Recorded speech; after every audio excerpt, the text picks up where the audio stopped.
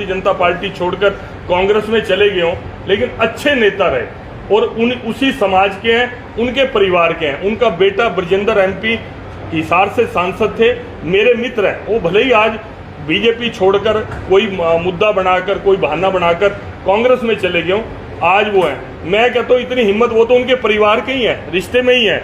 मैं कहता हूँ कि हुड्डा साहब एक बार ये बोल दें कि कल को अगर कांग्रेस आई, तो पहली तो उम्मीद ना करें कि कांग्रेस आने वाली है, आए तो सिर्फ एक उनका भाव ही देखना चाहते हैं कि इस बांगड़ की धरती का बच्चा भी इस प्रदेश का मुख्यमंत्री हो सकता है। आगे आपके बीच में वो आएंगे हमेशा। एक बार ये बोल दें, मैं मनोहर लाल जी के साथ दूसरी फोटो भूपेंद्र हुड्डा की लगा दूंगा। मैं बीजेपी का कार्यकर्ता हूं, मैं ये बात बोल रहा हूं कि इतना भाव ही दिखा दे, बनाना तो बड़ी दूर की बात, हम उम्मीद भी नहीं कर सकते। वो कहें कि इस बांगड़ की धरती का कोई बच्चा, अगर कांग्रेस की सरकार बनी, मेजोरिटी आई, तो वो भी मुख्यमंत्री हो सकता है। सिर्फ एक आप इतना बयान ही दिलवा दीजिए। ये फर्क बीजेपी और कांग्रेस का दिखाने में आपको ये रैलियां हम इस कर रहे हैं। आप सब पत्रकार भाइयों से है कि हमारा सही पक्ष, हमारी कोई कमी है, हम उसमें आपसे फेवर नहीं चाहते।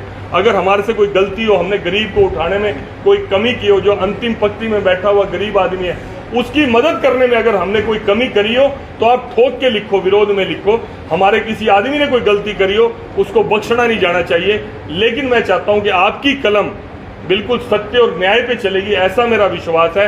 एक परिवार की राजनीति कर रहा है, एक समाज की राजनीति कर रहा है, एक क्षेत्र की राजनीति कर रहा है, एक वो राजनीति कर रहे हैं बीजेपी के लोग जिन्होंने पहले प्रदेश का और पूरे देश का भला किया। मोदी जी जैसा नेतृत्व इस देश को भारतीय जनता पार्टी ने दिया है। मैं आप लोगों से यही प्रार्थना करते हुए अपनी बात को विराम को संबोधित करेंगे। भाटिया जी के बारे में मैं 1 मिनट आपको बता दूं, इन्होंने उपचुनाव में कमल का फूल बांगर की धरती पर खिलाने का काम किया था। उनका हम यहाँ स्वागत करते हैं, धन्यवाद करते हैं। अब आदरणीय संजय भाटिया जी आपको संबोधित करेंगे। सीएलयू का धंधा रहा, किसानों की बात करने वाले किसानों की जमीन को खा गए। ट्रांसफर के लिए टीचर, अध्यापक आप देखिए बैठे रहते थे चंडीगढ़ में, स्कूल कॉलेज को छोड़ के। आप देखिए वो सारी चीजें ठीक हुई। आपके विभाग में तो अनिल नागर मिले तो पैसों के साथ कहाँ, कौन से अनिल नागर? हाँ तो अंदर गया ना, सपोर्ट तो नहीं मिली ना पॉलिटिकल। मैं ये नहीं कहता कि क्राइम पूरी तरह से जीरो हो गया, मैं ये नहीं कह रहा कि भ्रष्टाचार पूरी तरह से जीरो हो गया। जहाँ मैन हैंड इन्वॉल्वमेंट होती है, ये मजाक उड़ाते हैं ना कि ऑनलाइन कर दिया, ये कर दिया। जहाँ आदमी के हाथ में डिस्क्रिशनरी होगी साइन करने की, वो बेईमानी और भ्रष्टाचार की तरफ उसका झुकाव होगा। ये सिस्टम को क्रश करने के लिए जो पकड़ा गया, बख्शा नहीं गया, चाहे वो कितने भी बड़े प्रभाव वाले व्यक्ति था। लेकिन आप पुरानी सरकारों में देखें, भ्रष्ट लोग, वहीं से भ्रष्टाचार चलता था। कोठी थी सीएम साहब की रोहतक की हुड्डा में, वहां उनका साड़ा बैठता था, साड़े का लड़का बैठता था। परिवार के अंदर कितने केस उजागर हुए, नौकरियों के लिए, ट्रांसफरों के लिए पैसे का आदान प्रदान हुआ। आपकी सरकार में खेल, धन्यवाद आपका, बहुत बहुत धन्यवाद। लेकिन ए, बी और सी ग्रुप में क्या दिक्कत है? देखिए सभी ग्रुपों के अंदर आप पहले तो ये देखो, नौकरियां भारतीय जनता पार्टी की मंशा है कि ईमानदारी से दी जाए। लेकिन मैं ये चाहता हूं कि ये प्रश्न आप जो भर्ती रोको गैंग है, जो खुलेआम चैलेंज करके अभी भी ये नौकरियां सब, जब आप परीक्षा हो गई, अब इसके अंदर क्या पक्षपात होना था? अभी रिजल्ट घोषित करना था, आप लोग जाते हैं इलेक्शन कमीशन में, रिजल्ट मत, आज रिजल्ट घोषित हो, आज वो नौकरी करने वाले बच्चे होते और आगे जो जिनका नंबर नहीं पड़ता वो आगे की तैयारी करते। आप ये देखो कितनी कॉन्स्परेंसी है इस हरियाणा के युवाओं को क्रश करने की। भाटिया जी आपका इलेक्शन आते ही ये नौकरियां क्यों याद आती हैं आपको? नहीं, हमने तो दी हैं, हमने ईमानदारी से दी हैं। मैं तो उन चोरों से सवाल करता हूं जो माँ बाप के किले बिकवा देते थे, माँ के गहने बिकवा देते थे। मैं तो आपके माध्यम से उनसे सवाल कर रहा हूँ। हमें याद नहीं आ रही, हमें याद ही आ रही है हमने अच्छा कर्म किया है। हमने उस गरीब के बच्चे को नौकरी दी है जिसका पिता मनरेगा के तहत मजदूरी करता है, जो हाथ से जूता बनाने का काम करता है, जो रिक्शा चलाने का काम करता है, जो रेडी लगाता है, उसके बच्चे को, गरीब बच्चे को, जिन्होंने पढ़ना छोड़ दिया था, गरीब के बच्चे में भाई बिना सिफारिश और पैसे के नौकरी मिली, उस बच्चे को नौकरी देके ऐसे लाखों बच्चों को पढ़ने के लिए मोटिवेट किया। आज कोचिंग सेंटरों के अंदर इतनी कोचिंग हो रही है, बच्चे पढ़ रहे हैं। और यहाँ नहीं, बड़े बड़े कारपोरेट हाउसेज में भी कोशिश करते हैं सरकारी नौकरी की। सरकारी नौकरी सबको नहीं मिल सकती और बड़े बड़े कारपोरेट हाउसेज के अंदर अच्छी अच्छी नौकरियां ले रहे हैं। ये पढ़ने का काम जो शुरू हुआ, बच्चे पढ़े, ये काम बीजेपी की सरकार ने किया। कितनी पोस्ट खाली है इस समय सरकारी नौकरी? देखो जितनी भी पोस्ट खाली हैं 2 लाख है। हर बार देखो आप 2 लाख बताएंगे, मैं इसको टेक्निकल, मैं कोई एसएस बोर्ड का मेंबर नहीं हूँ, ना मैं HPSC बोर्ड का मेंबर हूँ। 2 लाख है, 1.5 लाख है, 1 लाख है, 50,000 है। जितनी भी नौकरी है उसकी प्रॉपर एडवर्टाइजमेंट होती है, प्रॉपर सारा कुछ होता है, वो लगती है, उसमें प्रोसेस लगता है और लग रही है। और आप एक बात कहते हो कि 2 लाख अभी आज नौकरी लगा दो, क्या कोई ये जानता, कभी आपने ये आंकड़ा लिया कि हरियाणा सरकार का बजट का कितना % सरकारी कर्मचारियों की तनख्वाह के अंदर जाता है? आप ये सोच के देखो, अगर सारा बजट ही उसी में चला जाता है। और बड़ी मुश्किल से ये मनोहर लाल जी ने इसको, जो लीकेज थी, जो चोरी थी, उनको बंद किया। नायब सैनी जी ने उस काम को आगे बढ़ाया। तभी आप चारों तरफ देखते हो सड़कों का जाल मिलता है, तभी आप देखते हो कि चारों तरफ आपको कम्युनिटी हॉल दिखते हैं। जितना डेवलपमेंट का मैं चैलेंज करता हूं, पिछले 10 साल के अंदर जब भारतीय जनता पार्टी की जो सरकार रही है, उसमें आप आंकड़े निकाल लो कितने डेवलपमेंट के काम हुए। और पिछले 50 सालों में जब कांग्रेस का राज हरियाणा के अंदर रहा, उन 50 सालों को टोटल कर लो। किसान की बात करने वाले 2 रुपए का चेक दिया करते थे किसान को, सिर्फ 2 रुपए का चेक देते थे कि तेरी फसल खराब होगी, 500 रुपए का चेक देते थे। आज आप देखो कि प्रति एकड़ कितना पैसा मिलता है। हर चीज के अंदर बहुत बड़ा बदलाव हुआ है। लेकिन आपसे हम प्रेस कॉन्फ्रेंस करने का हमारा पर्पज ये है कि थोड़ी सी राजनीति के अंदर याददाश्त थोड़ी सी छोटी रहती है, ये याददाश्त दिलानी पड़ेगी। और मैं चाहता हूं कि आप ये सवाल कांग्रेस के जो लीडर प्रेस करने के लिए आएंगे, उनसे पूछो कि आप उस 10 सालों में ऐसा कौन सा काम करके गए थे कि आपको दोबारा इस बार मौका दिया जाए, और बीजेपी ने कौन सा काम गलत किया है। देखो घटनाएं भी घटती हैं, ठीक और गलत भी होते हैं, फैसले गलत और ठीक भी होते हैं, लेकिन बात नीयत की है। एक भी बीजेपी के नेता की नीयत गलत सिद्ध कर दें कि इसने बद नीयत से खुद का फायदा करने के लिए सरकार का नुकसान किया, कोई एक भी उदाहरण दे दें, हम उनकी बात को बड़ा करें। सभी लोग अधिक से अधिक मतदान करें और अपने पिछले अनुभवों के आधार पर, पहले की सरकारें भी रही, कांग्रेस की सरकारें रही उस समय में, और आज जो भारतीय जनता पार्टी की, पहले माननीय मनोहर लाल जी रहे और अपने नायब सैनी जी अब मुख्यमंत्री हैं, इनके समय में किए हुए फैसले और कामों को अगर हम कंपैरिजन करके देखेंगे, इसी आधार के पर हम लोगों के बीच में जाएंगे, हमारा कार्यकर्ता उसके बीच में जाएंगे। मैं केवल यही चाहूँगा कि हमारा भाईचारा, समाज का, प्रदेश का भाईचारा, जिस तरह मनोहर लाल जी कहते थे कि हरियाणा एक, हरियाणवी एक, इस चुनाव के अंदर वो भाईचारा बना रहे।